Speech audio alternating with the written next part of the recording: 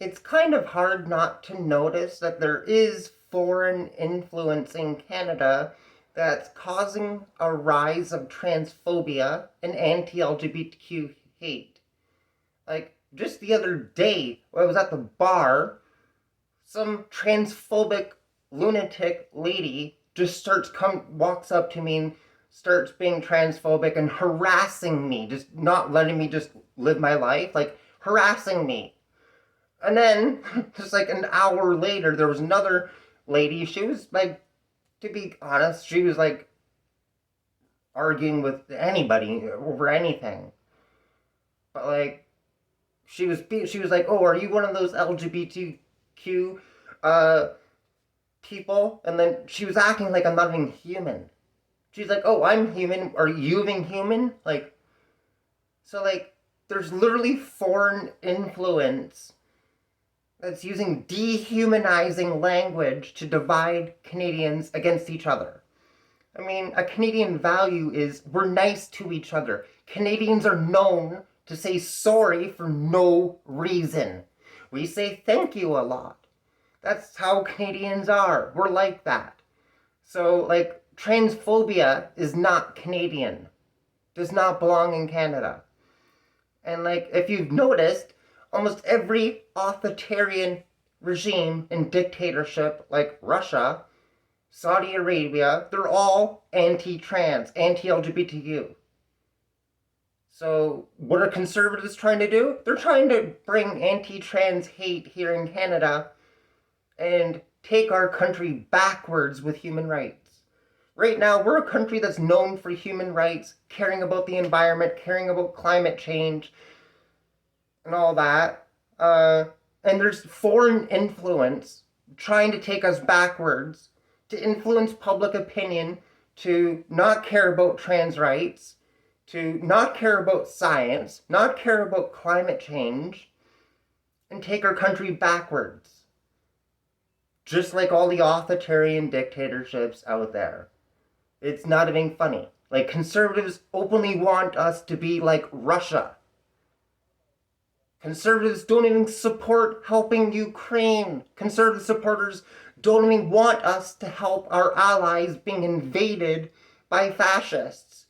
Like, this is like similar to like Nazi Germany.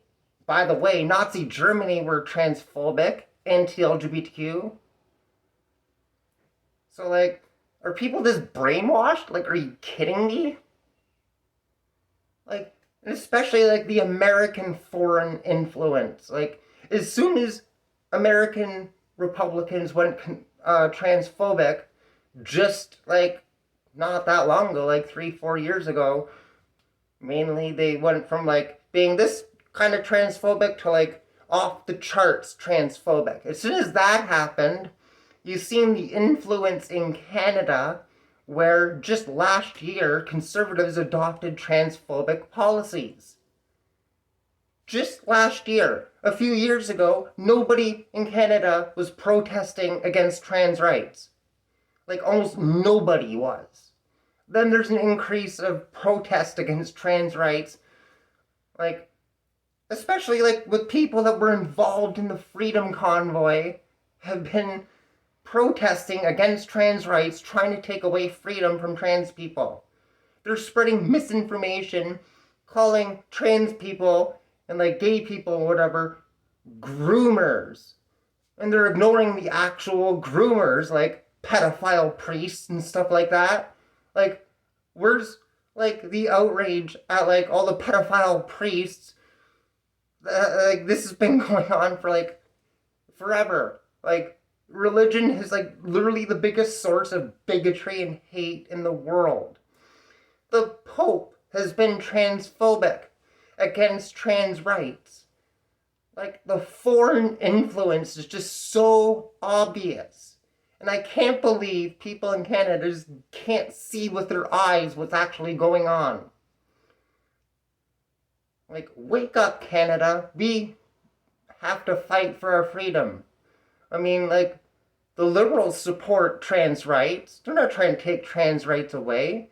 People are blaming liberals for the cost of living when it's actually corporations that have been price gouging You don't see conservatives and their supporters outraged at corporate price gouging, which has been like, if the carbon tax increased things like this, the price gouging's been like, why aren't people mad about that? Wake up, Canada. Like, our country's at risk. Like, we're known as like a country that cares about human rights and the environment. And if we go backwards, we lose that status. We're no longer known as a country that cares about human rights, cares about the environment.